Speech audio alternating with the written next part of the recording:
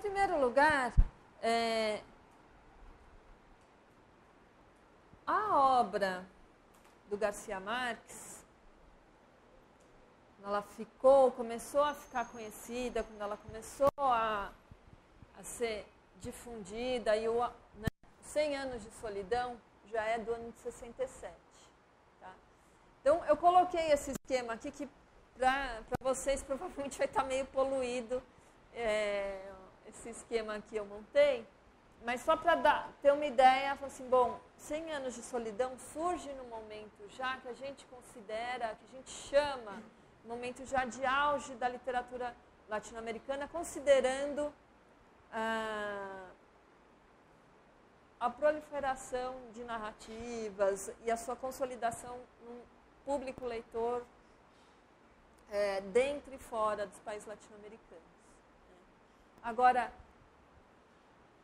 como é que se chegou aí? Como é que essa obra, 100 anos de solidão, consegue ter essa repercussão? O que veio antes? Que momento é esse literário?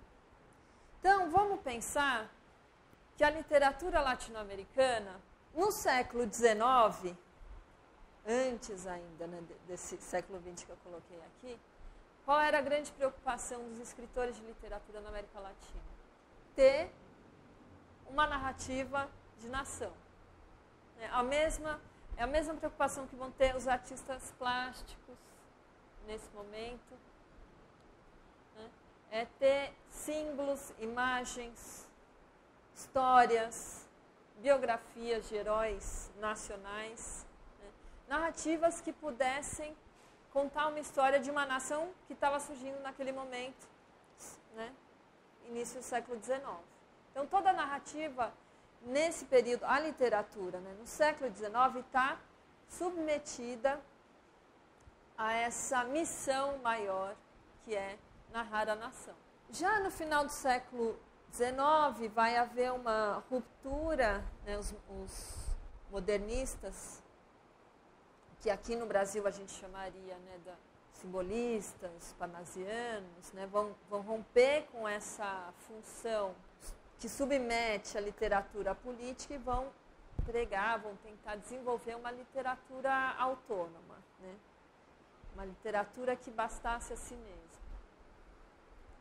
Nossa literatura aí do final do século XIX. Agora, no século XX aparecem outras questões. E o que eu gostaria de destacar aqui, né? Bom, primeiro, a gente tem toda a produção das vanguardas, que vai tentar romper com aquela literatura belas letras do século XIX, que vai tentar trazer e pensar, criar uma tradição com base nas descobertas, no mergulho dos contos populares, né, vamos pensar aqui nos nossos vanguardistas aqui, nos nossos modernistas, Mário de Andrade, Oswald de Andrade, né, eles vão tentar mergulhar e criar uma tradição aqui dentro, mas olhando com as rupturas de vanguarda que foram feitas na Europa, olhando também para a América, para a África, para o Oriente. Então tem uma valorização do local, mas também uma conexão muito grande com o que se produz, com as rupturas artísticas na Europa. Então, aquela tensão entre o local e o cosmopolita, né? Nas nossas vanguardas. Mas as vanguardas, na literatura, vão ser, sobretudo, vanguardas poéticas, de poesia. O romance... poucos romances nesse momento. Em contrapartida, nos anos 30, aqui que eu gostaria, aqui a gente começa a aproximar um pouco mais do nosso tema. A gente já tem um número maior de romances e um destaque aos romances regionalistas. Quais as características desse romance? Aqui, talvez, se a gente for pensar no modelo aqui no Brasil, a gente pode pensar no Menino de Engenho, por exemplo, José Lins do Rego. Qual que é a preocupação desse romance regionalista? É um romance que Diferente do romance do século XIX, que queria pensar a nação, é um romance que está querendo ver as particularidades locais e dar voz e imagem e figura para populações específicas, né? Sobretudo nos interiores, nas regiões, nas áreas rurais, né, de cada um desses países. Então, é uma preocupação em retratar, em registrar essas populações e essas tradições locais. Qual que é o problema aí desse romance regionalista? Alguns, assim, né, se mantiveram interessantes, tal, mas eles padeciam de uma dificuldade, que é retratar esse personagem local, representá-lo, dar voz a ele, mas do lugar da elite letrada. O escritor que está observando, que está retratando isso, que está querendo dar voz a esse personagem, é o escritor letrado. Então, esses romances, em geral, padecem de uma espécie de diglosia, ou seja, de duas línguas aí aparecem. A língua culta do narrador, o narrador culto, que quando dá voz ao personagem no diálogo, aí sim retrata o falar local. Tenta reproduzir essa língua local. Então, tem muitos romances aí desse período dos anos 30 que tem um glossário ao final. Porque, né, os diálogos estão cheios de palavras que não eram dominadas pela população urbana leitora dos romances, né, mas que precisavam estar lá para dar a cor local, para configurar mesmo, para mostrar, para tornar aquela voz típica do personagem rural, ou a do índio, né, ou do sertanejo, ou do gaúcho, caboclo, né. Então, e além disso, esses romances, por também terem essa preocupação em retratar a realidade local, né, de certa maneira com um tom crítico em relação ao processo de urbanização que estava subjugando essas populações, são romances que em geral também são muito rígidos na sua estrutura. Então, tem personagens muito típicos, tem um patrão sempre muito mau, muito perverso, e os personagens ali, os empregados, né, bastante também fixados na sua posição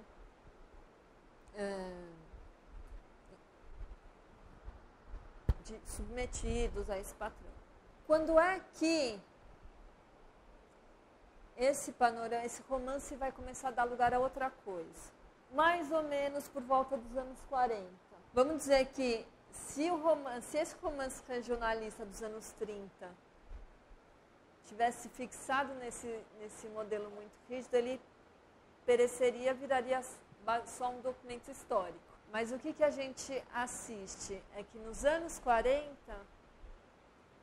anos 50, outros caminhos para a literatura latino-americana. Então, em primeiro lugar, há uma diversidade de caminhos que a gente pode enxergar. Há uma multiplicação mesmo da produção. Mais narrativas aparecendo, mais escritores.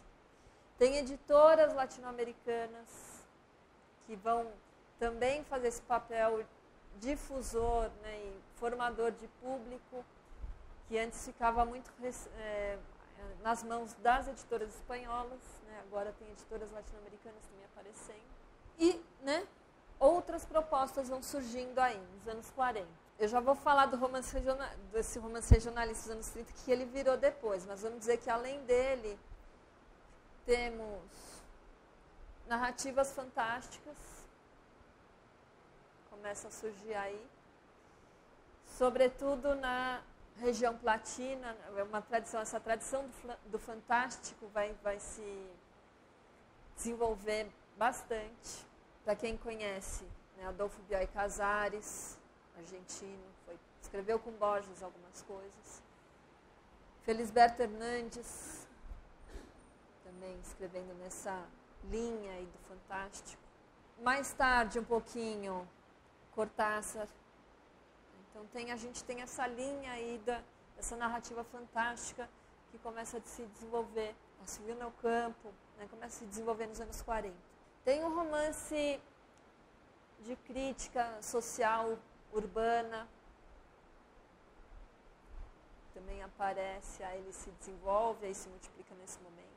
Tem as narrativas indigenistas que aí ganham, se desenvolvem também bastante aí, né, sobretudo na região andina, no México. O que nessa passagem dos anos 40 e dos anos 50 a gente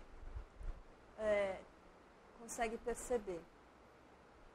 Alguns narradores de bastante peso, de bastante envergadura de produção e na qualidade da sua produção, que tem um crítico que vai denominar de, parece os narradores transculturadores. Esse crítico é o Ángel Rama, que é um crítico uruguaio. Ele pensou essa noção de transculturação para tentar perceber, o que está acontecendo na literatura latino-americana nesse momento.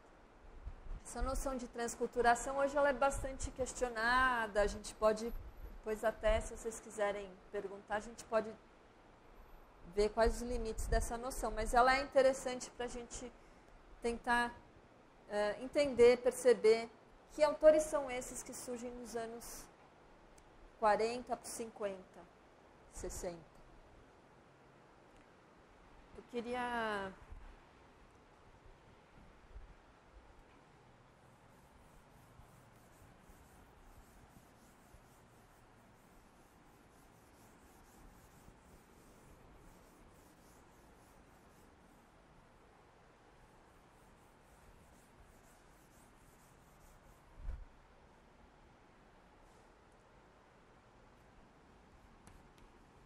Acho que não dá para enxergar com esse verde.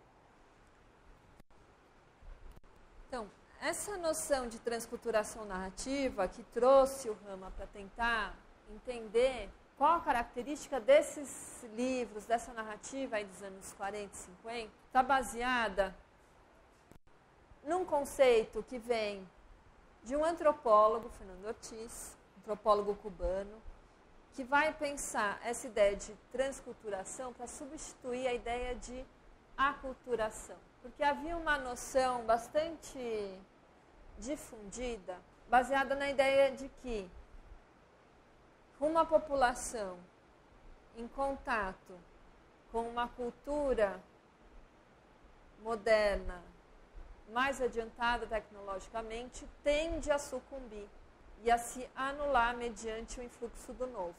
Esse antropólogo Fernando Ortiz vai falar assim, não necessariamente. Do contato e do embate, do conflito entre duas culturas, a cultura menos avançada tecnologicamente pode sim ter recursos para se transformar e se desenvolver, incorporando e adaptando o novo, né, mas também emprestando coisas da sua cultura para o que chega. Então, é preciso que a gente veja os processos, não só como aculturadores, mas como transculturadores. O que fica, o que sobrevive, o que se transforma, né, e continua de um processo de choque e de mediação cultural. O Ángel Rama, esse crítico uruguaio, ele vai pegar essa noção de transculturação para tentar lê essa literatura dos anos 40 e 50. Ele vai falar, estou vendo, sobretudo nos anos 50, assim, estou vendo alguns escritores que estão fazendo em sua literatura, estão evidenciando processos de mediação cultural. De que escritores que ele está falando? Ele está falando, por exemplo, no Garcia Marques. Ele está falando no peruano Arguedas. Ele está falando no Guimarães Rosa. Ele está falando no mexicano Juan Rulfo. Ele está falando do Roas Bastos, paraguaio. Ele está lendo a obra desses autores, que são obras, né, não são, né, todos esses autores que eu mencionei para vocês são autores de fôlego aí dessa literatura, né, fizeram grandes obras. Né, e essas obras, assim, como é que elas conseguem ser obras tão bem sucedidas do ponto de vista formal e, ao mesmo tempo, dizer tanto para um público amplo, não só para um público específico de literatura. Assim, porque são obras que conseguem realizar na sua tessitura esse processo de mediação, de transculturação. Em que nível, de que maneira a gente vê esse processo de transculturação? Em primeiro lugar, no nível da língua mesmo. Aquele romance, eu não falei do romance regionalista, que ele tinha um problema, que era aquelas duas línguas. Tem um narrador culto que quer mostrar os personagens, né, de uma determinada região, né, e o romance fica com duas línguas, a língua culta e a língua do personagem, né, que ele tenta reproduzir, né, sua oralidade, mas ele quer mostrar tanto que fica fake, que esquisito, fica falso.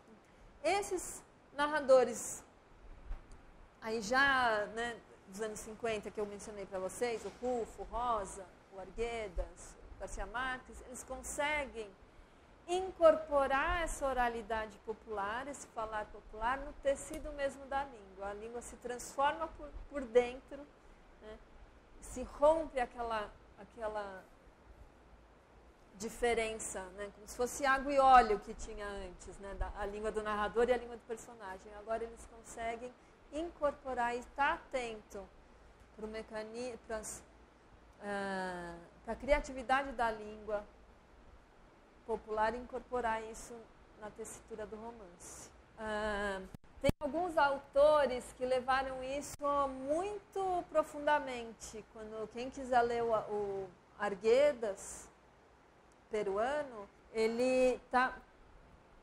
é um problema para ele isso, né? Porque ele está escrevendo em espanhol, mas ele está querendo mostrar a forma de pensar dos índios peruanos falantes de queixo. Ele, quando criança, né, viveu com indígenas e ele mesmo tem essa, assim, como é que eu posso escrever em espanhol formas de pensamento que não são possíveis em espanhol, só em queixo. Né? E ele vai radicalizando essa experiência, o espanhol dele vai ficando cada vez mais crispado pelo queixo. Vira um problema insolúvel para ele isso. Né?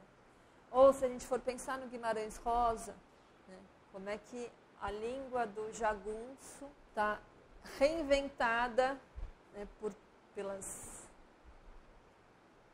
todas as línguas que ele sabia, né, o alemão, o italiano e português, mas como é que ele faz essa reinvenção do português e da língua da sua literatura, né, nessa mescla de idiomas.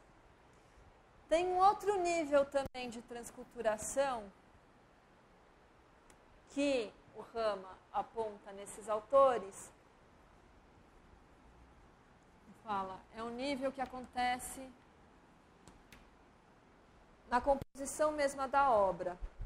Então, se o romance regionalista dos anos 30 estava muito pautado pelas fórmulas, pelos modelos do romance realista europeu do século XIX, aqui não.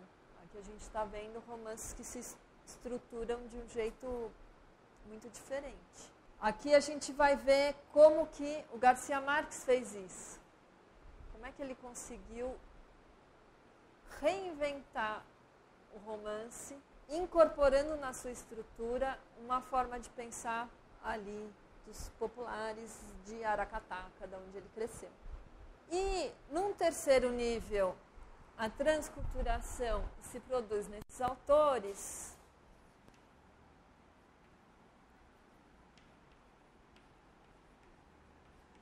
com a redescoberta do mito ou dos mecanismos do pensar.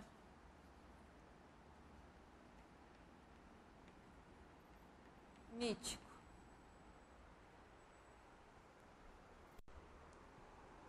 Então, aqui também esses autores estão incorporando questões que são da antropologia também. A antropologia estava nesse momento, no momento de valorização do pensamento selvagem, né? O livro do Lévi-Strauss, por exemplo, tentando descobrir toda a potência desse pensamento mítico, desse pensamento que quer ser um pensamento do verdadeiro, por exemplo, fala do Mircea Eliade, por exemplo, estudioso dos mitos. Então, isso a gente vai ver também no Garcia Marques, como que ele faz, como que ele processa essa incorporação do pensar mítico. Então, a gente está vendo aqui, bom, então a obra do Garcia Marques, ela está junto dessa gama de uma produção latino-americana que estava se reinventando profundamente nesse momento, nessa passagem dos anos 40 para os anos 50. Né? É o que começou a ser percebido pela crítica também como um momento da nova narrativa latino-americana, né? Que é uma expressão da crítica para tentar entender esse fenômeno. Nossa, o que está acontecendo? Dentro desse boom, então vocês estão vendo aqui, né? Eu coloquei aqui, né? Dentro dessa série de obras, eu vou destacar uma aqui que vai ter uma importância para o que a gente vai ler no Garcia Marques. Estão vendo lá em cima O Reino deste Mundo? De um autor cubano chamado Alejo Carpentier. Nesse livro, O Reino deste Mundo, que é a história de uma rebelião dos escravos em São Domingos, onde hoje fica o Haiti, né, que foi a primeira rebelião de escravos que favoreceu, na verdade, a independência da colônia de São Domingos. Então, esse livro, esse romance, se ele é contado da perspectiva de um dos escravos que participou dessa rebelião, o Tinoé.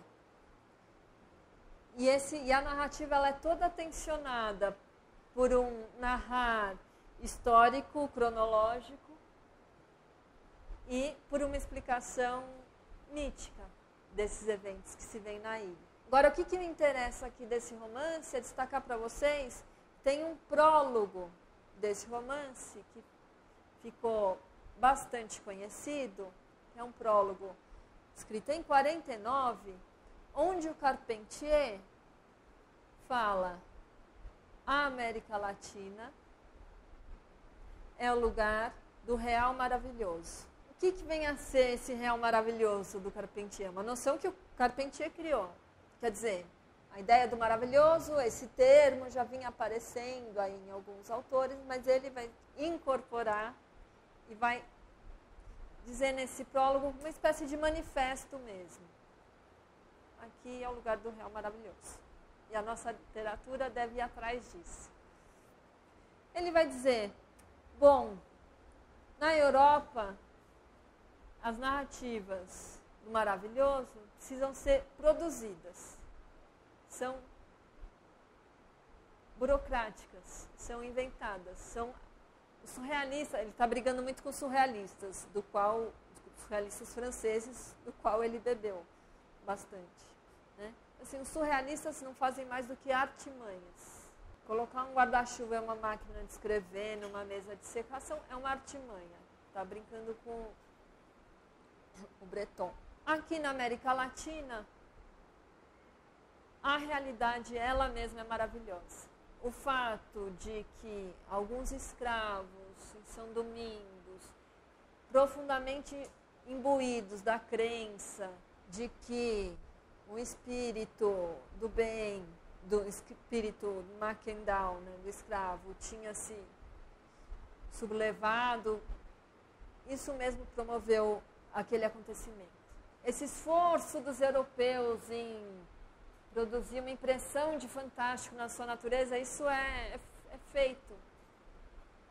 Qualquer artista que olhar para as nossas florestas e ver o retorcido das árvores, vai descobrir ali o maravilhoso. Então, ele está atribuindo nesse prólogo, ele está falando assim, bom, aqui a América Latina é esse lugar maravilhoso e a gente não precisa inventar ou produzir. Aqui o escritor pode prestar atenção no seu cotidiano, que maravilhoso está lá, né?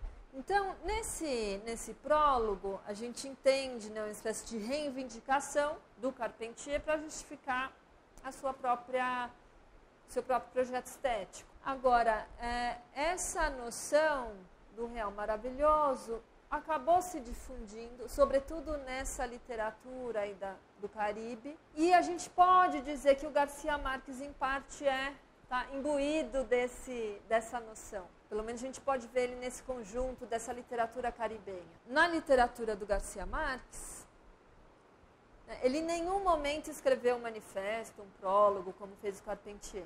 Mas a crítica leu Garcia Marques e falou assim, bom, esse aqui é o... a crítica não usa tanto o real maravilhoso, a crítica usa mais a expressão realismo mágico, que vocês já devem ter ouvido falar, né? Se popularizou. Então, o que vem a ser esse realismo mágico na obra do Garcia Marques? E aí eu acho que a gente pode já ler no próprio Garcia Marques e discutir a partir daí, né, da leitura desses textos que eu trouxe para vocês. Agora, é interessante pensar que o Garcia Marques tem uma primeira parte da obra dele que não, vamos dizer, nos anos 50 ainda, a gente não pode dizer, a gente não vê ali ainda um realismo mágico. A gente vê uma escrita mais contida, mais sóbria, mais seca, inclusive, mais violenta. Já em 62, aí sim, a gente lê nos contos, tem um livro dele chamado Crônicas da Mamãe Grande, ali sim a gente já começa a ver elementos que depois ele iria desenvolver à profusão, né, nos 100 Anos de Solidão. E aí ele tem, então, vamos dizer que ele tem uma primeira parte da obra dele, né? A gente dividiu o total da obra dele, né? Esse primeiro momento, um momento mais realista, mais seco, mais sóbrio. Depois, o momento clássico do realismo mágico. E depois, em 82, por exemplo, quando ele ganha o Nobel de Literatura, ele praticamente já está abandonando o realismo mágico, ele já está fazendo outra coisa. Embora a gente sempre olhe para o Garcia Marques e fale assim, é realismo mágico, tudo, a gente vê tudo, né? Mas então, vamos ver esse auge da obra dele, 100 Anos de Solidão, e vamos tentar ler aí esses elementos. Interessante pensar que 100 Anos de Solidão, né, que foi publicado em 67, foi o total de exemplares que foi pensado para um ano, esgotou em 2 semanas. Foi um furor, né, de lançamento. Então, quer dizer, esse livro, como esses outros grandes que eu falei para vocês, ele conseguia reunir ao mesmo tempo leitores que simplesmente estão interessados em ouvir uma boa história, com leitores interessados em inovações formais, né? Leitores críticos, vamos dizer, especializados em literatura. Ele tem esse... E como que ele consegue isso? Então, vamos ver aqui alguns elementos, né, para quem já leu, lembrar, e para quem não leu, ser convidado a ler o livro todo. Então, só para quem não conhece a história, o que é o 100 Anos de Solidão? 100 Anos de Solidão narra a saga de uma família, a dos Buendia, que se fixa numa região, ali numa cidade chamada Macondo, que é uma cidade ficcional, ela não existe, e, né, a sucessão dos 20 capítulos vai acompanhando essa saga, né, esses personagens que são bastante endógenos. É uma família que tem casamentos entre tia e sobrinho, irmã adotivo, irmão. Os irmãos estão sempre muito próximos. Então, é uma história bastante... Uma família que se fecha e se abre ao mesmo tempo. Né? E a gente acompanha os 100 anos dessa família. Agora, né, essa família acaba sendo uma espécie de... Ela sedimenta uma experiência dessa região, que é a região ali da costa do Caribe. Corresponderia, se a gente fosse pensar numa referência real, mais ou menos ali onde é Santa Marta, Cartagena, Riohacha, Guajira.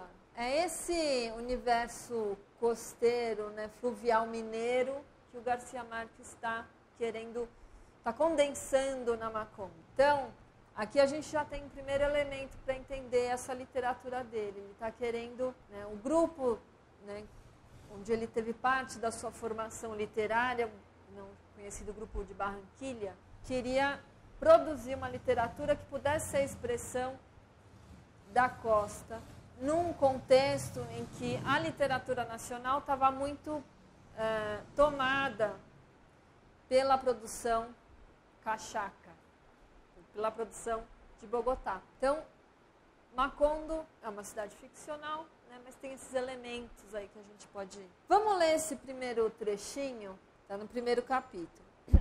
José Arcádio Buendia, que era o homem mais empreendedor que se poderia ver na aldeia, determinara de tal modo a posição das casas que a partir de cada uma se podia chegar ao rio e se abastecer de água com o mesmo esforço.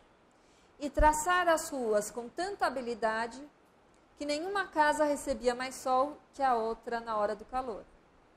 Dentro de poucos anos, Macondo se tornou uma aldeia mais organizada e laboriosa que qualquer das conhecidas até então pelos seus 300 habitantes. Era, na verdade, uma aldeia feliz, onde ninguém tinha mais de 30 anos e onde ninguém ainda havia morrido. O que a gente pode pensar desse trechinho? O trechinho está no primeiro capítulo do livro. Tem aqui uma espécie de gênese, não tem? É um princípio de tudo. Né? A cidade tem, né, a narrativa, né, como é que eles chegaram ali. Chegaram por iniciativa do José Arcádio Buendia e sua esposa Úrsula, que estavam fugindo da perseguição de uma assombração do Prudêncio Aguilar, que tinha sido morto pelo José Arcádio Buendia. Então, cansado da perseguição desse defunto, eles saem e vão procurar uma cidade que eles queriam que fosse na costa mesmo, no litoral, mas eles acabam parando no caminho. Estavam cercados na região pantanosa, eles acabam parando lá e fundam Macondo. Então tem uma espécie de gênese aí, né, a fundação de uma cidade que vem a partir de uma queda, de uma fuga, né, de uma ordenação do caos, né, o traçado, vamos traçar as ruas, né? E o que tem aqui também, né? A distribuição da justiça, né? Ninguém teria mais sol do que o outro, todos teriam o mesmo acesso à água, todos, né, teriam uma espécie de começo adâmico, né, de uma aldeia feliz, né, quase um paraíso. Só que é um paraíso, mas ao mesmo tempo é já a atribuição de poder dessa família. É a partir dela que se distribui ou não a justiça. Essa cidade já está sobre, aqui, né, no caso parece sobre né, o acolhimento desse bom patrono, mas depois a gente vai ver que problemas isso traz, né? Os Buendias serão os agentes do poder, né, da lei local. E aqui também o início de um ciclo. Então a gente está vendo aqui o início, né, dessa Macondo, né, criação.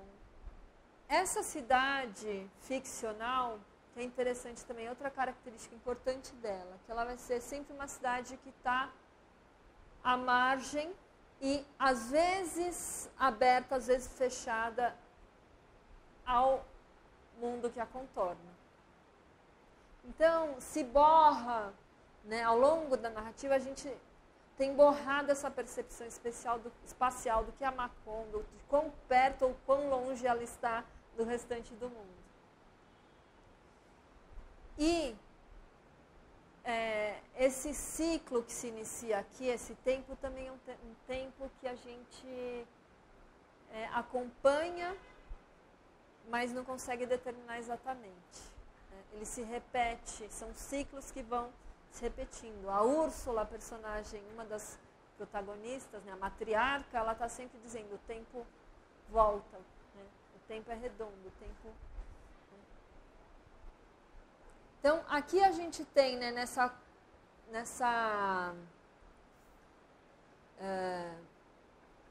esse fato de que não se tenta um tempo progressivo, linear, a gente já tem aqui, né, essa instauração desse espaço mítico, desse tempo cíclico, que é o tempo do mito também, pensamento selvagem, né, como é que isso acaba sendo ordenador da narrativa.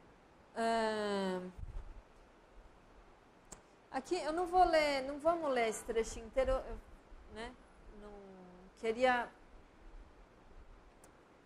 avançar. Nesse segundo trechinho que eu separei aqui para vocês, a gente tem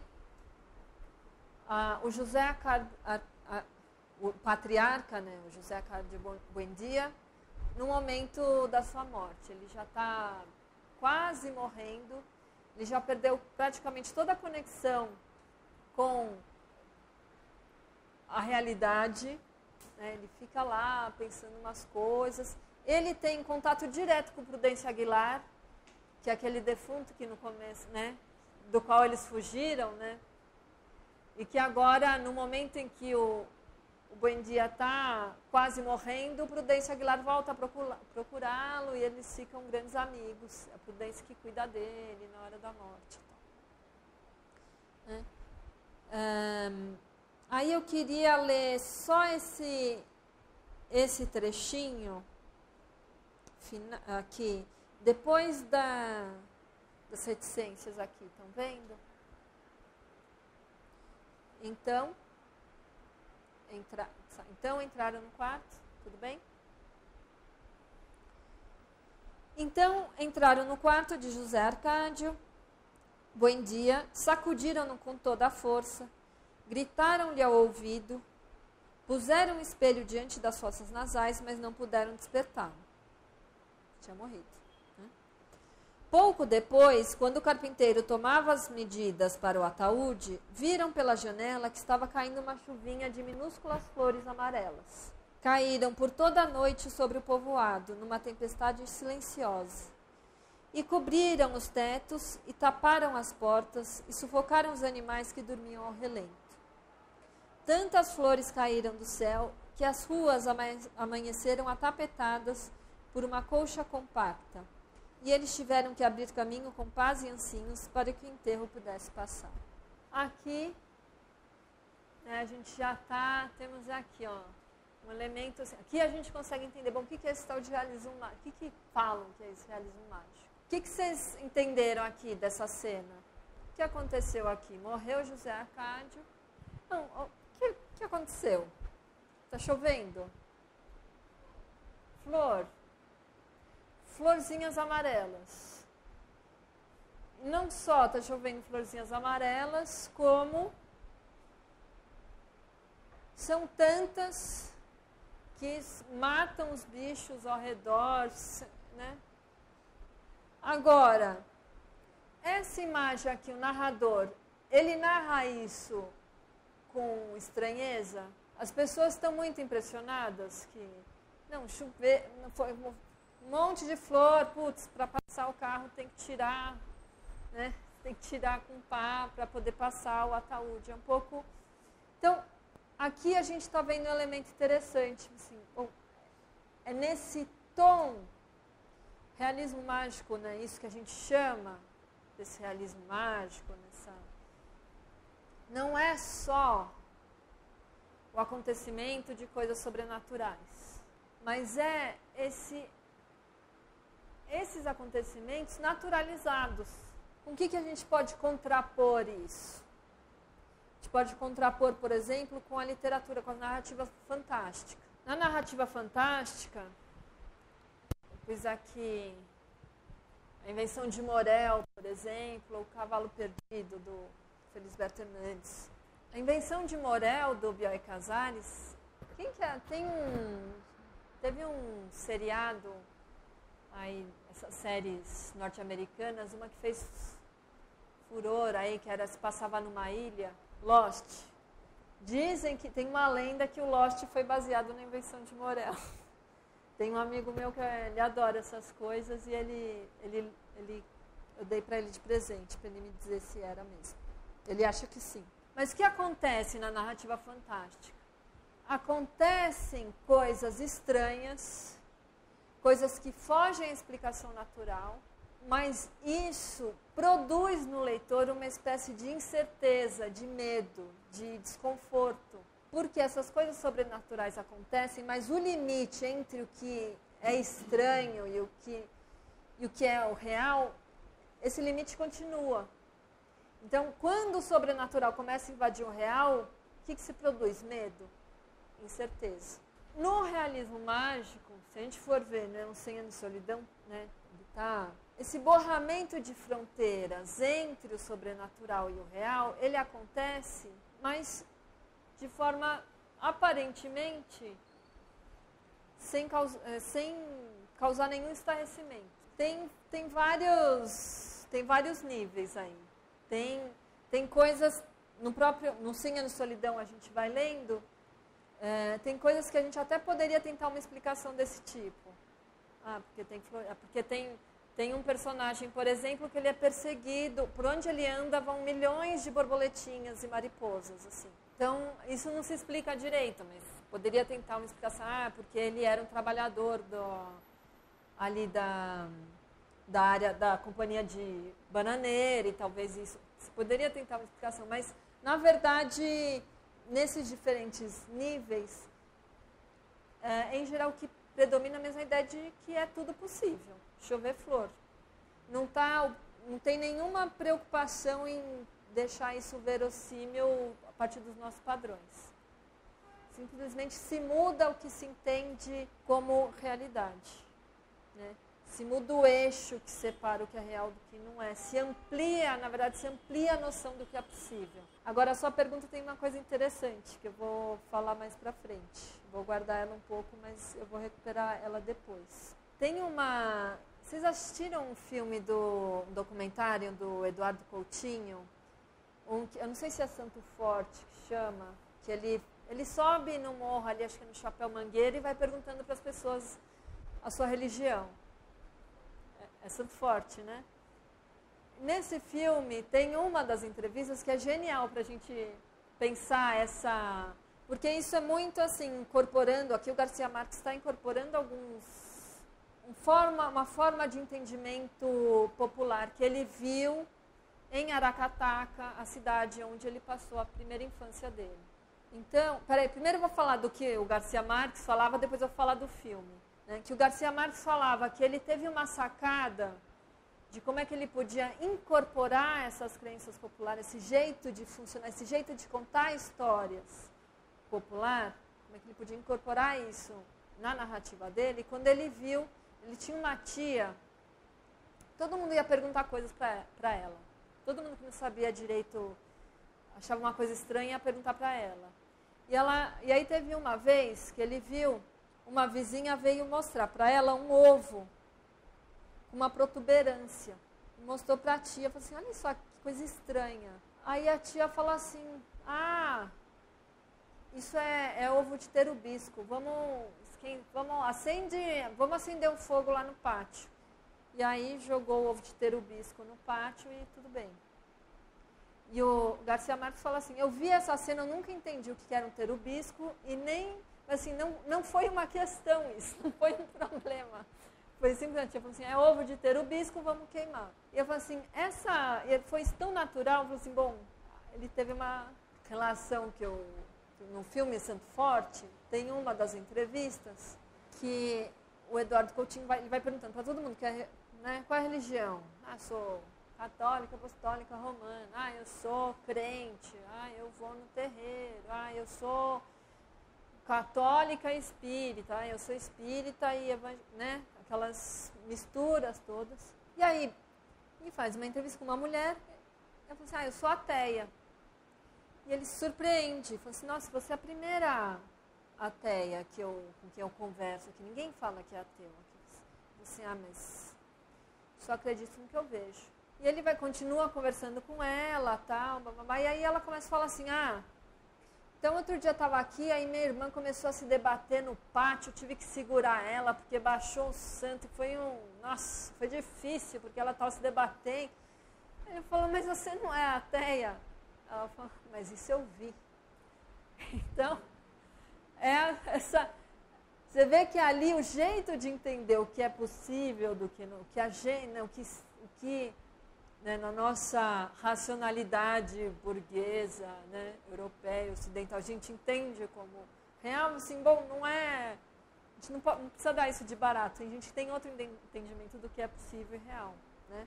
Então, o Garcia Marques, ele percebeu isso na forma como as histórias são contadas, né? Nesse lugar onde ele cresceu, incorporou isso. Né? Misturando assim, bom, é possível chover flor, isso não é um problema. E esse narrador incorpora. Aqui é uma cena, talvez a mais conhecida, assim, uma das mais comentadas do romance. Uma cena que as mulheres estão estendendo os lençóis de linho. E aí tem uma personagem que é a Remédio Isabela, que ela tá ajudando também. Aí, vejam só, a Amaranta.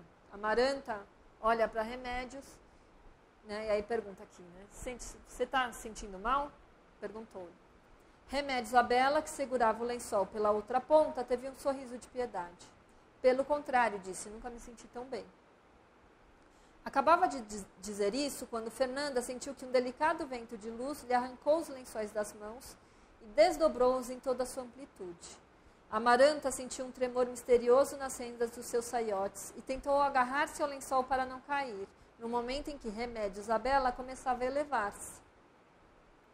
Úrsula, já quase cega, foi a única que teve a serenidade para identificar a natureza daquele vento irreparável e deixou os lençóis à mercê da luz ao ver Remédio Isabela, que lhe dizia adeus com a mão, entre o deslumbrante adejo dos lençóis que subiam com ela, que abandonavam com ela o ar dos escaravelhos e das dálias, e passavam com ela através do ar, onde acabavam às 4 da tarde, e se perderam com ela para sempre nos altos ares, onde não podiam alcançá-la nem os mais altos pássaros da memória.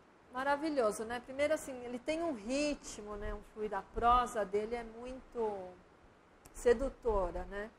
Mas o que é que a gente está vendo aqui? Um personagem, a Remédio Isabela, elas estão estendendo o lençol. E, de repente, a Remédio Isabela sai voando, levando os lençóis e tudo junto. Né? Logo em seguida, né, no trecho que a Fernanda, que era a dona dos lençóis, fica brava e começa a procurar os lençóis. Então, isso daqui é incorporado como assim, bom, ela saiu voando e tudo bem, e cadê os meus lençóis? Né? Então, de novo, né, como é que essa noção do que é possível se alarga na narrativa dele? Né? Por isso que também, talvez essa sedução, né, tem um certo utopismo aí também, né, que nos seduz bastante. Agora, em contrapartida, o que é o real e o histórico é também mostrado na sua impossibilidade. E aí tem outra cena que eu gostaria de destacar. Acho que não vou ler aqui porque me preocupou o horário que a gente está meio avançado, mas... né, tem outro núcleo aí importante dos 100 anos de solidão, que é a entrada da companhia bananeira, da United Fruits Company, ali naquelas cidades da costa do Caribe. E aí como é que ele incorpora também um fato histórico, que aconteceu em 1928, que foi uma repressão brutal, violentíssima, da greve dos trabalhadores da United Company. Então, isso aconteceu quando o Garcia Marques tinha 1 ano de idade.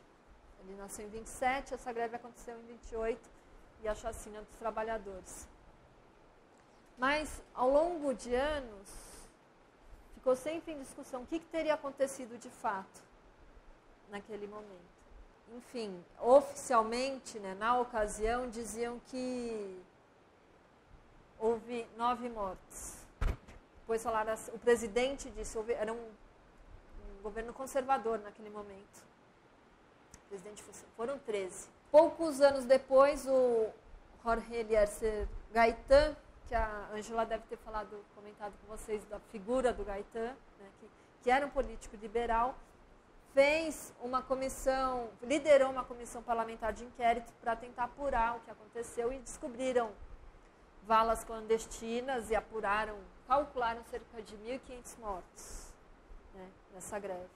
Né. Então, agora, isso fato histórico, né, um trauma dessa história da Colômbia nos anos 20. Né. No romance, né, o personagem que presencia esse fato, ele vai ser tido como louco, porque se naturalizou entre a vizinhança o fato aqui não morreu ninguém, que é o que se tentou, né, a história oficial tentou difundir. Né. Então, o que é impossível se torna-se possível. E o que é o real, o histórico, sobrevive só numa fala que os outros vão ter, como a de um louco, a de alguém que está fora da realidade. Né? Então, isso aqui também tem algo também que foi muito... Né? O 100 anos de solidão, ele está entrelaçando e tensionando a realidade histórica aqui dessas cidades costeiras com essa utopia do maravilhoso. Eu queria retomar agora, para começar também, porque eu apresentei aqui, né, dei uma entrada para vocês, né, de uma proposta estética, num contexto mais amplo, numa literatura latino-americana, né, e a gente entender a obra do Garcia Marques dentro desse contexto maior, e também, né, um convite à leitura, né, do romance todo. Eu não vou, né, me estender demais, não quero me sobrepor à leitura de vocês, né, que vocês podem vir a fazer. Mas, para a gente entrar no outro autor que eu me propus a trazer para vocês hoje, a gente teria que se deslocar para um outro momento, para outros questionamentos. E aí eu vou apontar alguns problemas para vocês. Por quê? Se por um lado, isso que a gente conheceu como realismo mágico, e que até hoje, a gente lê, eu reli todo o 100 anos de solidão, li os contos, né? Reli Garcia Marques para essa aula de hoje, e você fala, nossa, né, a gente entende por quê, né, que foi esse furor, porque é incrível mesmo a literatura. Agora, o sucesso de público e crítica, vamos dizer assim, nos anos 60 e nos anos 70, por um lado teve essa contribuição de mostrar a literatura latino-americana para o mundo, né? Não só o Garcia Marques, né? Todos esses autores aí, né? Desse momento que eu falei para vocês, a partir, sobretudo, dos anos 50. Por um lado, a gente tem, né, essa lufada de ares, né? A literatura latino-americana, né, sendo mais permeável também ao que vem de fora e também se lançando para fora. Por outro lado, esse sucesso acabou se cristalizando um pouco demais. E se nos anos 60, até meados dos anos 70, né, a gente pode dizer, né, que essa literatura do real maravilhoso, do realismo mágico, favorecia, né, um questionamento dessa racionalidade ocidental europeia, né, mostrando outras possibilidades, outras formas de ver, outras formas de narrar.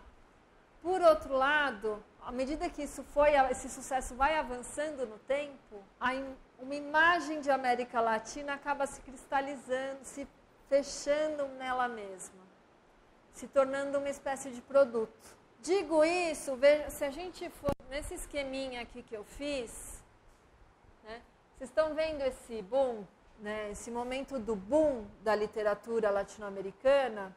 Na verdade, o boom não é uma categoria estética, é uma categoria que vem do mercado editorial. O boom da literatura latino-americana é o sucesso editorial que ela vai ter, sobretudo, na Europa. Muito do que se leu nesse momento do boom tem muito aí do Garcia Marques, Vargas Llosa, enfim. Só que, qual o problema? A gente viu, eu procurei mostrar para vocês, uma multiplicidade de caminhos. Tem aí uma multiplicidade de propostas, uma multiplicidade de autores. A gente aí viu, bom, para a gente chegar em Colômbia, temos que ver o Garcia Marques. Só que, depois dos anos 70, tudo que se lê como literatura latino-americana, se espera que seja realismo mágico. Deu para entender qual que é o problema? O problema não é do Garcia Marques, nem da sua narrativa, mas o problema é que se formou uma espécie de expectativa do público leitor. Bom, é literatura latino-americana, então eu quero ver personagem voando, florzinhas caindo do céu. Né? Se começou a se esperar, isso virou uma espécie de fórmula que foi se reproduzindo também em subprodutos, né?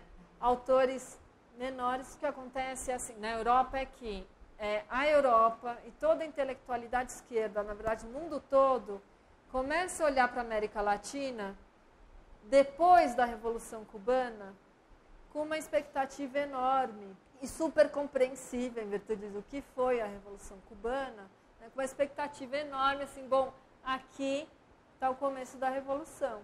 Aqui está uma nova esperança de mudança. Então, na verdade, essa espécie de retroalimentação de público leitor europeu e literatura latino-americana vem em virtude dessa expectativa gerada pela Revolução Cubana. Então, intelectuais, Sartre, por exemplo, né, que veio, né, Sartre e Simone de Beauvoir vieram, fizeram um tour por toda a América Latina, pararam em Cuba, né?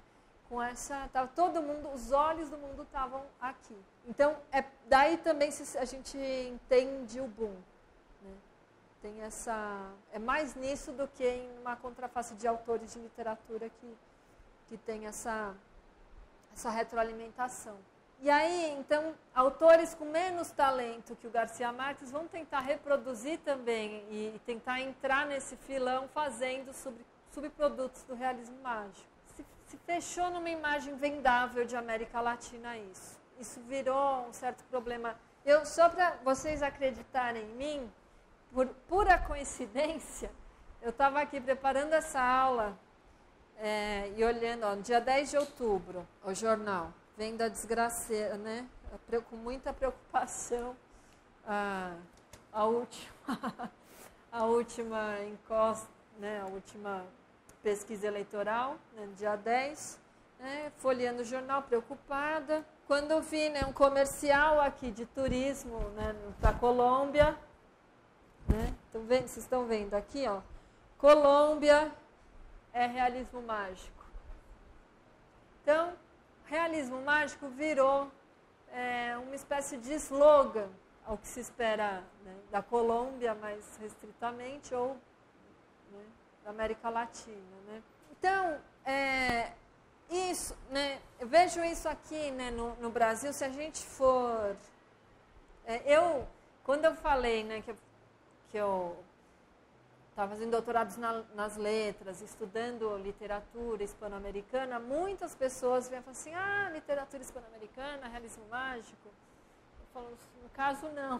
O autor que eu estou estudando não tem nada a ver, né? Então, é isso. A questão não é o Garcia Marques, mas a questão é como é que toda essa diversidade que a gente tem, né, uma literatura riquíssima, plural, diversa, acabou sendo lida numa chave só.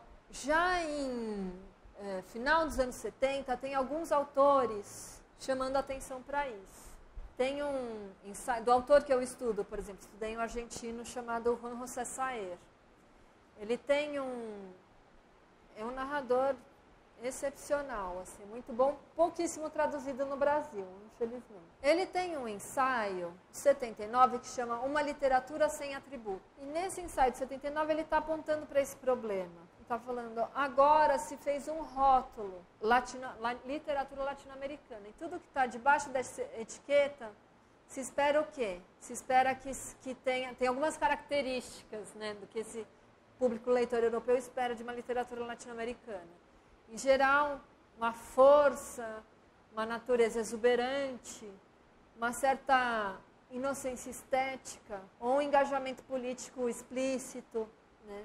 Engajamento político, assim, alguns slogans também já pré-concebidos. Né? E o Saer está falando, a gente tem aqui autores que não se encaixam aí nessa expectativa. O Onetti, por exemplo, uruguaio, estava escrevendo, né, nos mesmos anos 60, ele faz uma literatura muito diferente. E, por isso, né, nesse ensaio, o Saer fala assim, bom, uma literatura, né, deve ser uma literatura sem atributos. É uma literatura que se sustente, assim, não precisa ser. Uma literatura produzida na América Latina, mas, né, não uma literatura latino-americana. Ele está um pouco desconfortável, né, com essa, de ter que corresponder. Então, esse ensaio ele escreveu em 79. Tem um outro ensaio de um crítico chamado José Joaquim Brunner. E o Brunner vai um pouco na mesma linha, embora ele esteja fazendo não só uma reflexão sobre a literatura, mas sobre a cultura e a política na América Latina. E ele aponta também para esse problema. Ele fala, a América Latina ficou refém de um certo macondismo. De novo, né, o próprio Brunner fala, o problema não é o Garcia Marques, ou podemos, né, devemos, inclusive, ler 100 Anos de Solidão. Né? Mas o problema é esse certo utopismo estéril que nos enredou. Se espera, né, a América Latina acaba aparecendo como esse lugar onde tudo é possível, um certo utopismo, mas na verdade a gente continua padecendo os problemas de subdesenvolvimento, né, os problemas da nossa formação. Então, a questão o problema, e aí acho que dá para retomar aquela questão que você fez. O problema é que quando essa categoria do realismo mágico, ela não é entendida só como um procedimento que funciona e que funciona muito bem, né, algumas narrativas, né, que nos disse muita coisa, que nos abriu perspectivas, mas o problema é quando se começa a atribuir o realismo mágico à própria realidade latino-americana. A América Latina é aquele lugar dos ditadores, isso aqui, mas tudo é possível lá. É esse lugar onde, né, uma espécie de produto, né, se espera isso da realidade latino-americana. E aí, essa crítica começa a aparecer também mais recentemente em alguns manifestos de escritores jovens, de escritores mais novos, que vão ter dificuldade de publicar suas literaturas, justamente porque estão querendo fazer uma outra coisa, que não é realismo mágico. Porque fala assim, bom, isso ok, né, já continuamos gostando de ler, mas isso está lá, a gente está produzindo literatura agora e a gente quer fazer outra coisa. Então, em 96, saíram 2 manifestos, já no momento onde já está meio fora de moda o manifesto, né, mas nesse caso saíram 2 manifestos. Um conhecido como Manifesto Crack, de autores mexicanos, e o outro conhecido como Presentación del País Macondo. Só que Macondo, esse Presentación del País Macondo, o Macondo escrito assim, ó, com um M de McDonald's, fazendo referência, claro, né, evidente a Macondo, do Garcia Marques. Né? Essa Presentación ao País Macondo foi é um prólogo a uma antologia de contos de autores jovens que se viram diante do seguinte dilema. Eles estavam na Universidade de Iowa fazendo um curso e foram convidados a participar de uma antologia de autores latino-americanos. Eles escreveram os contos, tal, tinham que ser contos inéditos para a antologia, e eram 3 amigos reunidos. E dos 3, 2 tiveram os textos bloqueados. E aí o editor disse, não tem realismo mágico suficiente. Provocados por essa situação, eles escreveram esse prólogo e procuraram reunir uma antologia de jovens escritores que está produzindo nos anos 90. Né? Não se pode querer que um autor dos anos 90 continue fazendo, né, o que o Garcia Marques fez e arrebentou, e inovou e transformou nos anos 60. O que arrebentou nos anos 60, talvez não seja tão novo agora, então assim, podemos fazer outra coisa. Então, por que eu estou falando isso para vocês? Porque para apresentar, ou para falar de literatura colombiana, eu, ao mesmo tempo em que me senti, não, tem que trazer Garcia Marques, né? Tem que dar uma porta de entrada para vocês lerem aí, tem que ler, e é maravilhoso. Mas tem outros autores também, e é uma literatura riquíssima e diversa, que não vão se enquadrar, né, nessa proposta estética. Estou escrevendo em outro momento com outra proposta. Eu quis trazer para vocês o Fernando Vallejo, que é esse outro autor. O Vallejo não é jovem, ele não é nenhum desses jovens escritores que fizeram esses manifestos. Ele já tem os seus 70 anos, ele é de 42, então ele está escrevendo há décadas. Mas a gente pode ver ele um pouco com essa outra verve aí possível. Uma literatura colombiana mais realista, mais crua, e que precisou se bater bastante com a figura do pai, né, desse escritor tão poderoso que foi Garcia Marques. Né? Isso tem esses movimentos na literatura, como tem na arquitetura também, né? A necessidade, às vezes, de se contrapor aos pais, né? Ou os avós literários ou da arquitetura. O Fernando Vallejo, ele é nascido em 42, de outra geração. Garcia Marques é de 27. O Fernando Vallejo é de 42. E ele viveu na infância, ele acompanhou bastante de perto todo o período da violência na Colômbia, que a Ângela deve ter falado ontem. A violência desencadeada depois da morte do Eliezer Gaitán e toda a mortandade e as guerras localizadas entre conservadores e liberais. Fernando Vallejo era de uma família, o pai dele era um político conservador, Partido Conservador. Então, ele acompanhou muito de perto e a violência na Colômbia marcou profundamente a obra dele. Agora, ele tem uma trajetória interessante porque, né, ele é de uma família aristocrática, pai do Partido Conservador, mas ele não se dedicou imediatamente à literatura. Ele foi primeiro, fez uma carreira curta no cinema, foi para Roma estudar cinema, voltou, fez alguns filmes, e depois ele abandona o cinema. Ele falou assim, não, cinema não é possível mostrar no cinema o que eu preciso contar. Primeiro ele faz um estudo profundo, ele escreve uma gramática, eu nem poderia ter trazido aqui, ele faz uma gramática da língua literária. Então ele faz um estudo densíssimo, assim, e aí depois dessa gramática ele lança o primeiro romance dele, que tem um tom e tem uma voz. Talvez o que mais caracteriza a literatura dele seja essa voz, esse lugar de narrar que é único, que ele achou ali, falou assim, bom, é um lugar bastante incômodo, inclusive. Tem um documentário aqui, são 7 minutos o trechinho que eu quero. Eu só vou mostrar esse documentário que foi feito sobre ele. É bem interessante, assim, quem quiser assistir, o inteiro está disponível. Eu deixei só a partezinha inicial, que é ele lendo um discurso quando ele foi receber um prêmio na Colômbia. Aí vocês vão ver pelo discurso, eu acho que o discurso do autor às vezes não serve para a gente entender a literatura dele, às vezes é uma coisa que não serve muito da outra. No caso do Fernando Vallejo, ele cria um lugar muito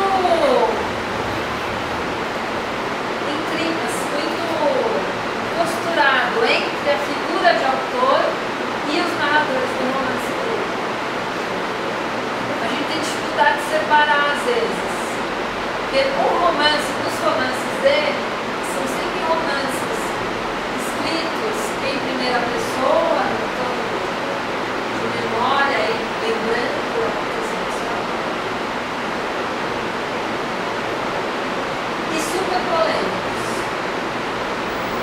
A mesma polêmica que ele reproduz quando ele está se pronunciando como autor, quando ele está dando entrevistas, quando ele está fazendo discurso. E aí a gente vai ver onde estão esses pontos de polêmica e onde que a literatura dele acaba fisgando a gente. Fisgando e incomodando.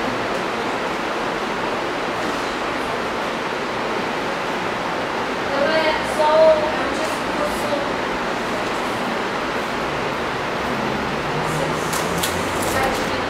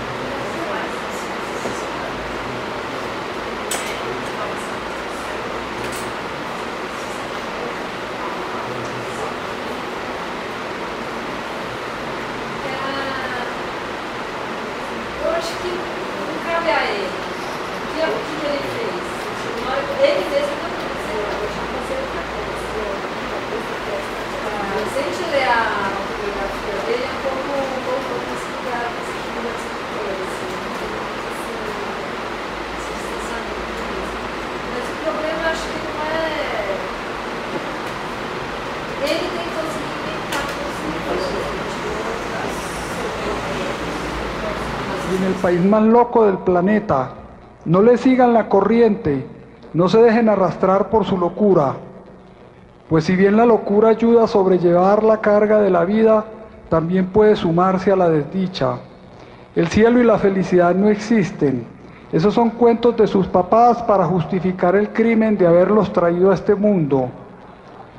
Lo que existe es la realidad, la dura realidad, este matadero al que vinimos a morir, cuando no es que a matar y a comernos de paso a los animales, nuestro prójimo. En consecuencia, no se reproduzcan, no hagan con otros lo que hicieron con ustedes. No paguen en la misma moneda el mal con el mal, que imponer la vida es el crimen máximo. Dejen tranquilo al que no existe ni está pidiendo venir en la paz de la nada. Total, a esa es a la que tenemos que volver todos. ¿Para qué entonces tanto rodeo? La patria que les cupo en suerte, que nos cupo en suerte, es un país en bancarrota, en desbandada, unas pobres ruinas de lo poco que antes fue, miles de secuestrados, miles y miles de asesinados, millones de desempleados, millones de exiliados, millones de desplazados, el campo en ruinas, la industria en ruinas, la justicia en ruinas, el porvenir cerrado. Eso es lo que les tocó a ustedes. Los compadezco. Les fue peor que a mí. Y como yo, que un día me tuve que ir, y justo por eso hoy les estoy hablando, vivo a lo que parece, probablemente también se tengan que ir ustedes, pero ya no los van a recibir en ninguna parte, porque en ninguna parte nos necesitan ni nos quieren. Un pasaporte colombiano en un aeropuerto internacional causa terror. ¿Quién será? ¿A qué vendrá? ¿Qué traerá? ¿Coca? ¿Vendrá a quedarse? No, no venimos a este mundo a quedarnos. Vinimos a pasar como el viento y a morir. A veces ese viento al pasar hace estragos y tiene nombre. Se llama Pablo Escobar, se llama Miguel Rodríguez Orejuela, se llama Carlos Castaño, se llama Tiro Fijo, se llama Gaviria, se llama Samper, se llama Pastrana. Aprendan mientras se van a ponerle nombres propios a la infamia. Cuando yo nací, me encontré aquí con una guerra entre conservadores y liberales que arrasó con el campo y mató a millares. Hoy la guerra sigue, aunque cambió de actores. Es de todos contra todos y ya nadie sabe quién fue el que mató a quién. Ni sabe, ni le importa, ni lo piensa averiguar. Porque ¿para qué? ¿Para qué si a ningún asesino lo van a castigar en el país de la impunidad? Si nuestro primer mandatario va en peregrinación a los llanos a abrazar a nuestro primer delincuente, como diciéndoles con la iniquidad de ese abrazo, maten, roben, extorsionen, destruyan, secuestren, pero eso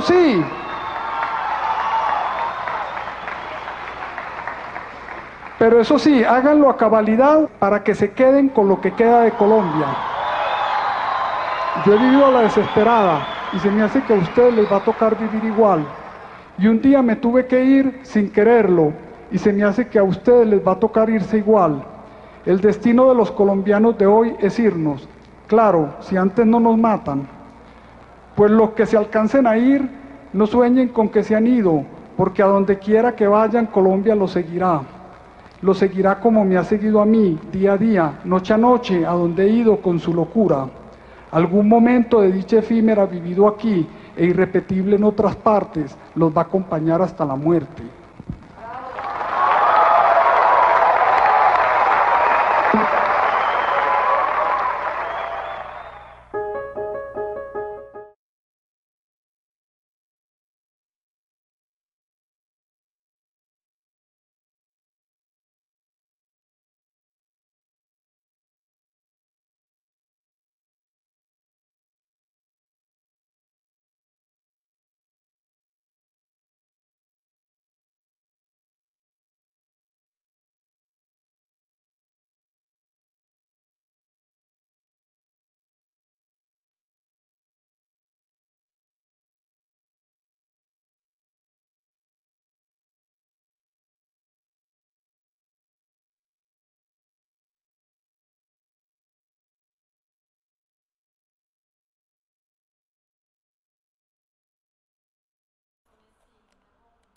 Tem milhares de páginas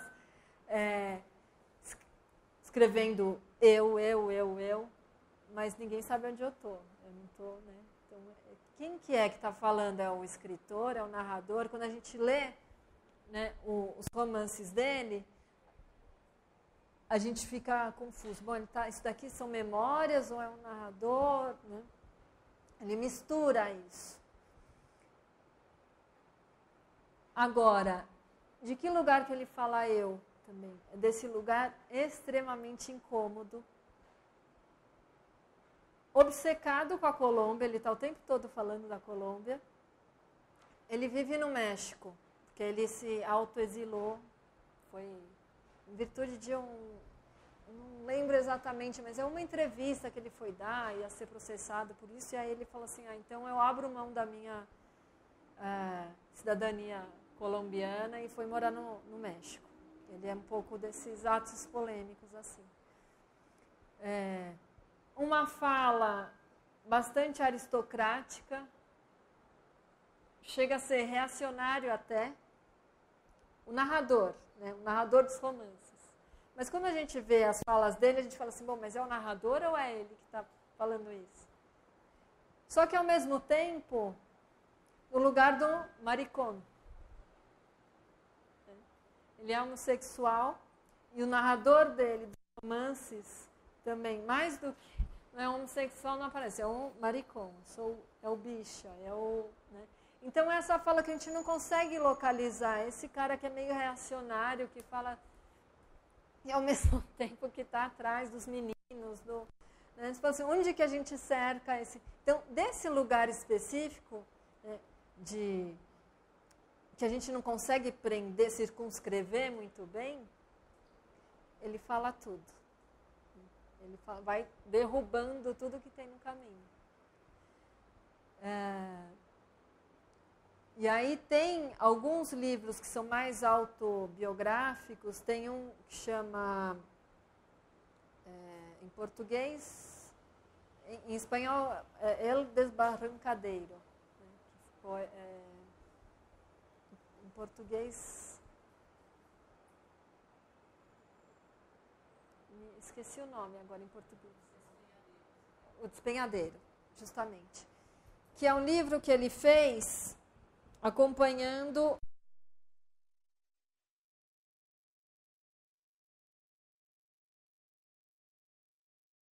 Nesse livro que a gente não sabe... Bom, e de fato ele tem um irmão que morreu de AIDS, ele ganhou um prêmio por esse livro, um prêmio importante da literatura em idioma espanhol. E aí o prêmio que ele ganhou com o prêmio em dinheiro que ele ganhou, que não era pouco, ele dedicou a uma instituição a animais abandonados na Venezuela. Nem na Colômbia, na Venezuela, porque na Colômbia ele não foi dinheiro. E assim, por quê? Então, isso que eu estou falando, né, com essa figura de autor que ele vai brincando, que ele vai... Porque também nos romances dele, o narrador fala assim, os homens não têm jeito, somos um bando de gente perdida, só os animais é que... Só podemos confiar nos animais. E ele vai dar o prêmio para uma associação que protege cachorros abandonados. Então, desse lugar, vocês vejam, aí um realismo super cru. Então, a gente não consegue, então não dá para ler literatura colombiana e achar, né, que é só uma coisa só, o realismo mágico. Porque o próprio Garcia Marques tem outras coisas. Né? Eu estava falando com as meninas. Né?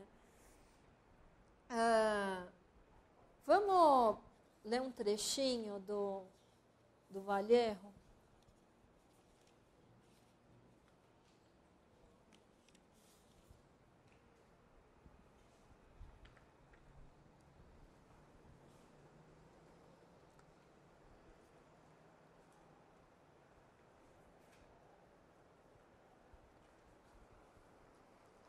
Esse trechinho é o início da... A gente não vai ler tudo, a gente vai começar a ler um pouquinho, só para vocês terem uma ideia da prosa dele. Esse é o início de um romance dele que chama A Virgem dos Sicários. É um romance bem curtinho, foi publicado, aqui está traduzido no Brasil.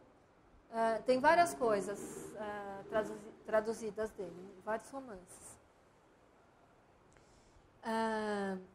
E nesse A Virgem dos Sicários, o narrador é um gramático, já velho, que se apaixona por um sicário. Sicário são os matadores de aluguel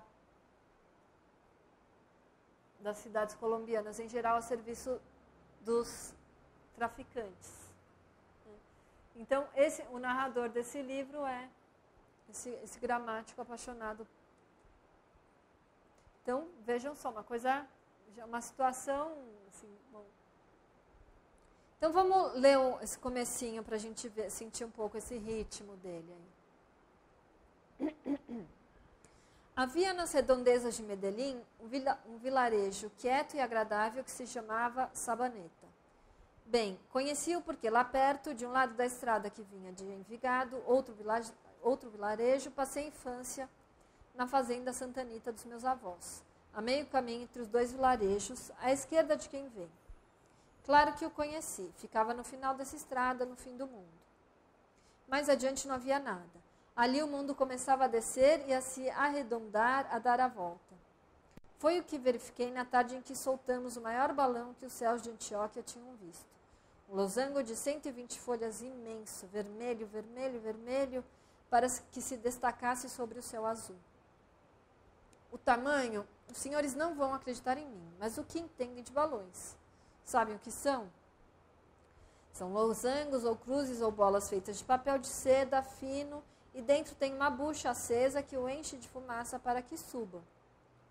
A fumaça é, como se diz, sua alma e a bucha o coração. Quando eles se enchem de fumaça e começam a correr, os que o estão carregando o soltamos, e o balão vai indo para o céu com o coração aceso, pulsando, igual o coração de Jesus. Sabe quem é? Jesus. Nós tínhamos um na sala, um Jesus. Na sala da casa da Rua del Peru, na cidade de Medellín, capital de Antioquia, na casa onde nasci, na sala, entronizado.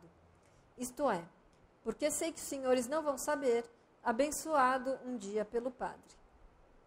A ele está consagrada a Colômbia, minha pátria. Ele é Jesus e está apontando para o peito com o dedo, e no peito aberto o coração sangrando. Gotinhas de sangue vermelho vivo, em brasa, como a bucha do balão. É o sangue que a Colômbia derramará, agora e sempre, pelos séculos dos séculos. Amém. Queria parar um pouquinho aqui, que aqui a gente já tem algumas coisas que a gente pode comentar aqui. Primeiro, né, esse narrador que está, ao mesmo tempo, lembrando, né, da infância. Ele começa falando de Sabaneta, e daí porque conheceu a cidade, porque é a casa do avô, e aí começa a falar do balão. Você sabe o que é o balão? O balão é isso.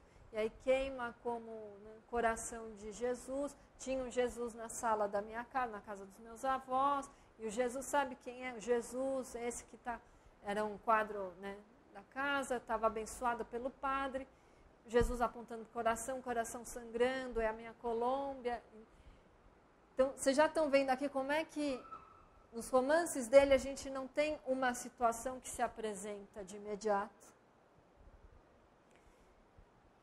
Mas a gente tem essa voz que vai amarrando uma história, é uma conversa.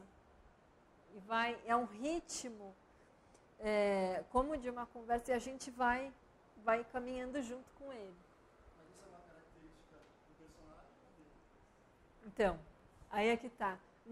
A gente não consegue separar muito. O Fernando Valerro, ele faz questão de misturar o narrador e a sua figura de autor. Então, lembra da frasezinha do filme, que eu quis passar também por causa daquela frase, né? Eu não paro de dizer eu, e, no entanto, ninguém sabe onde eu estou. Então, ele mistura, de fato, situações da vida dele, biográficas, a casa dos avós, em Sabaneta, a fazenda, o irmão que morreu de AIDS e que vai ser o protagonista do outro romance. E, ao mesmo tempo, ele vai contando uma história com isso. Tem uma espécie de autoficção. E aí, com as declarações que ele dá como autor, também ele mistura aqui. Então, não sabemos, né? Mas que tem elementos autobiográficos, tem.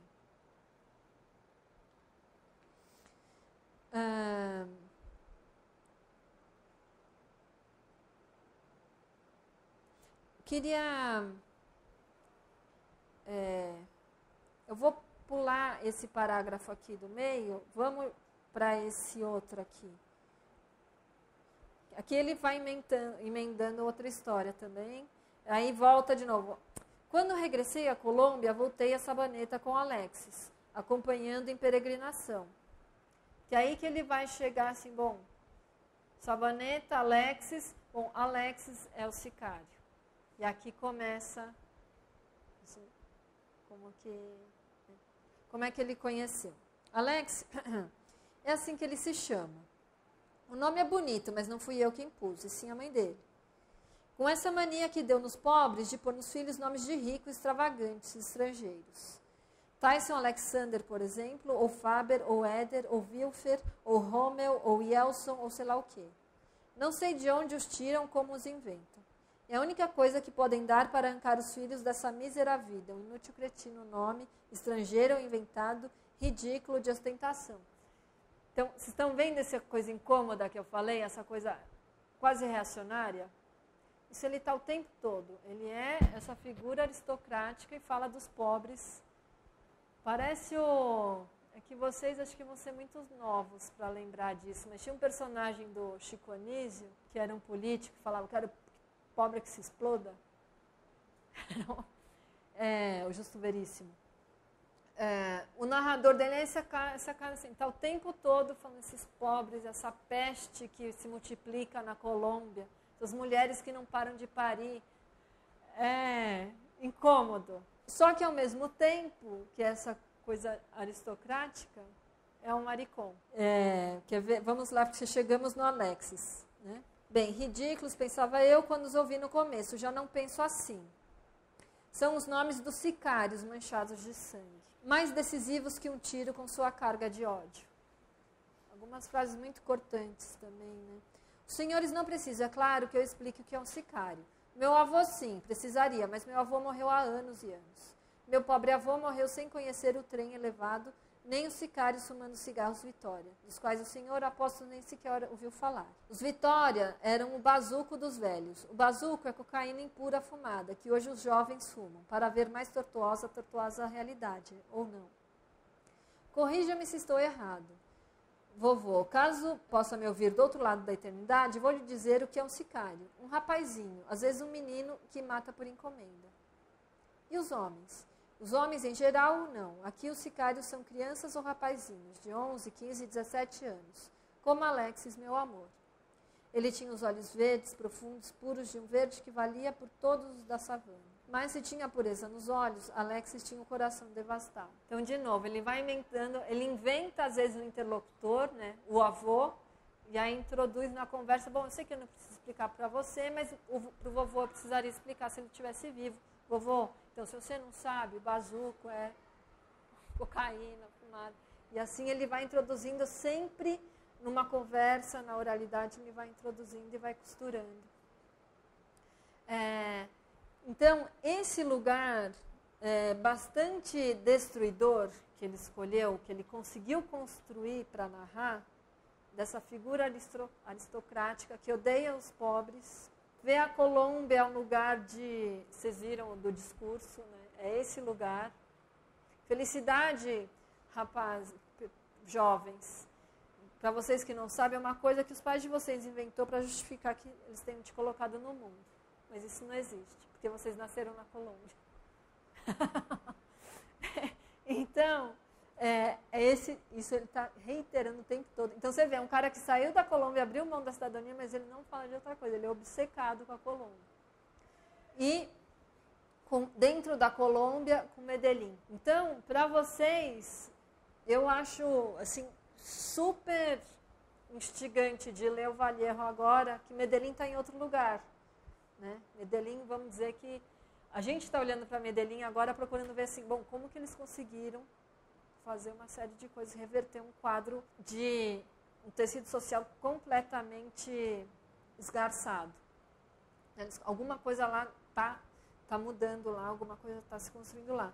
Só que a Medellín do Vallejo é a Medellín esgarçada. A Medellín completamente corrompida pelo tráfico, pelos sicários, pela polícia. Então, é interessante a gente ler, porque aí esse lugar, assim, é ali que ele vai construir as histórias, é ali que ele vai amarrando a gente. É ali que ele vai falando dos amores. Olhem só, né? O narrador é amante de um sicário. Putz, que lugar esse para contar uma história. Né? Esse lugar tem uma tradição, aí a gente poderia remeter ao Céline, ao Henry Miller, né, esses narradores que são meio raivosos mesmo, que não perdoam nada, que vão destruindo tudo que vem no caminho. Né? Esse é um pouco o narrador do Fernando Vallejo. e ao mesmo tempo ele é muito, ele desmonta a gente, porque ele vai falando dessa coisa corrompida, esgarçada, e ao mesmo tempo ele é engraçado. Né? Ele está falando, tem uma cena, eu acho que na Virgem dos Sicários, acho que é. Ele está falando assim, ele está no ônibus e está olhando assim para o ponto de ônibus, assim, falando, nossa, quanta gente feia, meu Deus, esses pobres aqui habitando, essa coisa, gente horrorosa. Aí de repente, nossa, um anjo. Ele vê um menino no ponto de ônibus, e aí desse lugar do Maricon ele começa a falar do anjo. E, então, a gente não consegue, por isso que ele irrita muito, né? Tem gente que não suporta muito ler ele, porque se pessoas com uma certa sensibilidade, né, de esquerda tal, falam assim, nossa, esse cara não dá, né? Mas ao mesmo tempo ele diz, né, assim, bom, mas isso é um narrador, ele provoca muito, né? E ele destrói todo mundo, a esquerda, a direita. Ele tem um dos romances dele, chama, esse é muito legal também, chama Meu Irmão, o Prefeito. Mi hermano el alcaide. Esse eu acho que acabou de ser traduzido agora. Talvez eu me equivoque, mas eu acho que foi. Mas se consegue em espanhol também. Esse Mi hermano el alcaide mostra uma situação. De fato, ele teve um irmão prefeito em uma cidadezinha, numa dessas aí que circundam Medellín. E aí, também, o irmão também, Maricón. E aí ele vai fazendo partido conservador, compra de votos, aí ele vai falando todos os mortos que o irmão desenterrou para votar no dia da eleição. Mas ele naturaliza esses procedimentos que são dessa política corrompida colombiana. Fala assim, meu irmão também fez isso e é isso que tudo bem, porque meu irmão foi o melhor prefeito que aquela cidade já teve. E aí ele vai falando, e vai... Então, é incômodo, e ao mesmo tempo ele vai desnudando esse cotidiano dessa política da pequena cidade da Colômbia. Agora, o que ele está interessado? Em contar uma história. Então, ele não tem nenhum pudor ético, né, de corresponder ao que se espera de uma pessoa engajada, mas ele, assim, e aí nisso ele é mestre, porque ele está tão obcecado, vocês viram, ele escreveu uma gramática, com esse narrar, com esse ritmo, né, que ele vai amarrando ele, né, quando a gente vê, a gente não consegue largar mais o livro dele. Então ele tem, eu trouxe aqui também, que ele é um escritor de obsessões, né, uma obsessão ao Colômbia, uma obsessão os meninos, né, pelos quais ele se apaixona. Outra obsessão, a morte. Ele é completamente, ele está o tempo todo, que ele fala assim, todas as pessoas que eu amo morrem ao meu redor. Né? Família, tal. A avó, ele tem algumas pessoas da família, né? A avó e o pai são os heróis dele. Os irmãos, que foram, vários morreram. Ele é o mais velho. Ele é o mais velho de 9 irmãos. Mas nos livros deles, também, nesse lugar incerto entre o que é dele e o que é, né, do autor e o que é o narrador, os irmãos vão povoando também. Né? Então, obcecado também com a morte. A família é outra obsessão. A mãe, que ele odeia. O narrador não suporta a mãe e ele tampouco. Né? Então, no Despenhadeiro, que ele está falando do irmão que morreu de AIDS, a mãe que aparece o tempo todo é a louca. Então, aquela louca com sua vagina parideira, que não para de parir, irmãos, não sei o quê.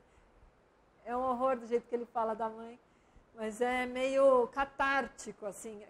Ele vai colocando essa mãe. É outra obsessão dele. E outra obsessão dele... As obsessões dele são, em geral, assim, para ele ir destruindo, né?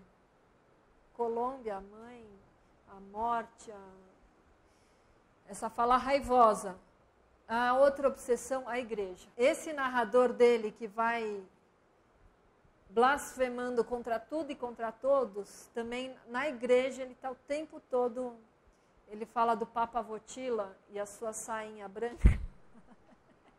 O Papa Wojtyla é o falecido João Paulo II.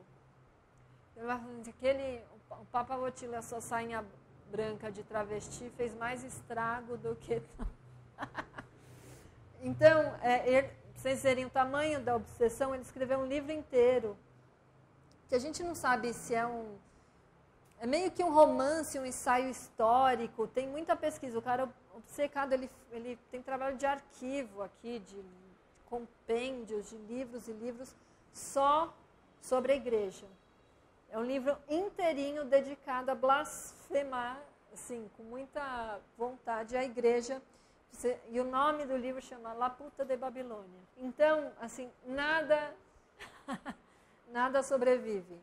Quer ver, para vocês terem uma ideia de como começa. La puta, la gran puta, la grandíssima puta, la santurrona, la simoniática, la inquisidora, la torturadora, la falsificadora. E assim vai, são umas 3, 4 páginas. Assim, la grandíssima puta igreja. Então, vocês vejam, né, que aqui, né, um autor que está em outro momento, né, da literatura, se a gente for ver num contexto de literatura latino-americana, né, para retomar, e meio que eu estou encaminhando assim para finalizar, eventualmente se vocês quiserem perguntar alguma coisa, mas ele está em outro momento nesse panorama da literatura latino-americana, em que os escritores já estão buscando outra coisa, né, estão procurando se distanciar do rótulo que se cristalizou. Na verdade, que tinham escritores que já estavam muito distantes, né, dessa proposta mais cristalizada de realismo mágico, já desde sempre. Mas que eles estão precisando fazer um movimento mais forte contra essa expectativa de mercado. Então, ele já está, nesse momento, ele já está escrevendo faz tempo, mas ele está o tempo todo se colocando em outro lugar. E aí a gente precisa ver ele assim, nessa... A gente não pode... Por isso que eu digo, né? Se a gente for pôr um rótulo, literatura latino-americana, esperar ver, né, engajamento político, realismo mágico, não sei o que, a gente não consegue ler Fernando Vallejo. Esse lugar, né, desse... Se bem que o Bukowski é mais assim, né? Também autobiográfico, mas o Bukowski nesse lugar baixo, né, com os beijos, prostíbulos e tal. O Vallejo também está nesses lugares, né? Nas casas, nas saunas, nesse lugar onde ele vai achando os meninos, mas ao mesmo tempo é um lugar aristocrático.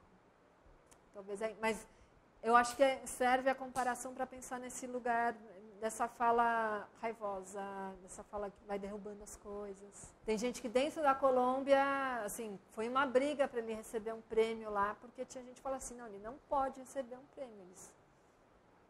E, no entanto, ele acabou se firmando, mesmo na Colômbia, ele acabou se firmando. Porque, como narrador, ele é muito bom. E a literatura um pouco aí, assim, que é interessante pensar, a literatura também serve para nos incomodar. Por isso que a gente consegue ler, a gente não conseguiria ler um sociólogo falando isso que ele fala aqui. Mas um escritor de ficção a gente consegue, porque a gente se coloca nesse lugar de ser provocado, né? Naquilo que a gente, inclusive naquilo que a gente preza. E também interessante para pensar, né, isso eu cheguei a comentar com vocês, nessas cidades ficcionais que vão surgindo. A Medellín, do Fernando Vallejo, é uma Medellín com traços da Medellín referencial que a gente conhece dos anos 80 e 90. E, ao mesmo tempo, é a Medellín do Fernando Vallejo, uma Medellín ficcional também. Né? Então, está nesse lugar incerto que a gente... E eu acho que é muito estimulante também, né, os arquitetos lerem, pensarem, né, mergulharem. Vocês que estão agora mergulhando aqui nesse módulo Colômbia, vocês podem, né, aproveitar, ler Garcia Marques, mas também ler Vallejo, ler Celestino Mutz, ler Efraim Medina Reyes, também é um autor interessante. O Efraim Medina Reyes, ele está nessa antologia Maquiondo, mas ele tem um livro traduzido aqui no Brasil que chama Manual de Masturbação de Batman e Robin. E eu acho que ele tem mais um traduzido também. Mas o que é interessante também? Também é uma literatura muito urbana, bastante realista, bastante uma fala jovem também, meio, mas já de uma juventude que já, a nossa, né? A nossa juventude que já não tem mais aquele horizonte utópico, já não, por isso, assim, a literatura hoje não, né?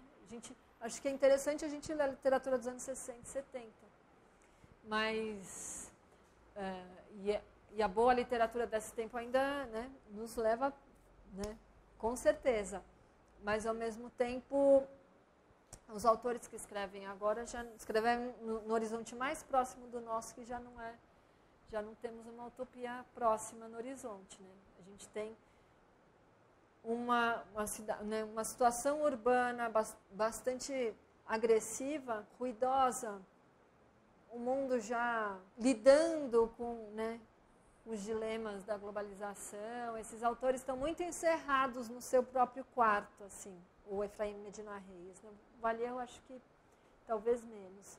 O Vallejo, ele tem um diálogo ainda com, né, esses autores mais jovens, né, mais encerrados em si mesmos.